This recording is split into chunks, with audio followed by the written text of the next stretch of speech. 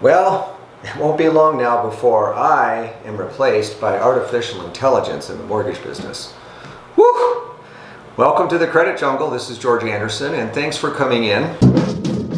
George of the jungle, strong as he can be. And I have been very fortunate to have been in the mortgage business for a long time, since 1989. When I started in the business, loan applications were taken on carbon copy paper. Credit reports were hand delivered to us, and there were no credit scores on those credit reports until about 1996. But by 1998, they actually became part of the decision-making process, and it became something from this quirky and curious little thing to something that we had automated underwriting. Well, since then, we have gotten, the automated systems have become, I think, a lot better in making some practical decision-making.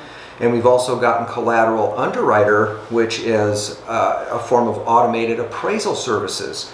Now, right now, that just functions on a good time, bad time basis, but I think that eventually that could come where an appraisal could be automated without an appraiser and actually kill a deal because it says that the home is overvalued based on the purchase price. So I do think that a large percentage of my business will be automated in an increasing pace, at a rapid, faster pace than it has been going for recently.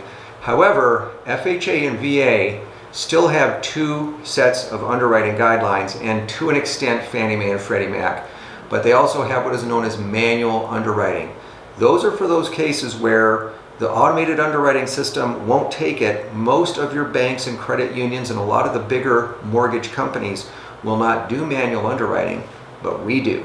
And so if you find yourself in a situation where AI is artificially incorrect, give me a call. I'd love to work with you on your loan. Have a great day. Take care. George of the jungle, strong as he can be.